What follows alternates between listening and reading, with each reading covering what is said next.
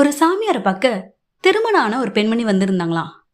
என்னாச்சுன்னே தெரியல சாமி, இப்பெல்லாம் என் கணவர் என்கிட்ட சரியாவே பேசுறதில்ல, நாங்க 2 பேரும் சந்தோஷமாவே இல்ல.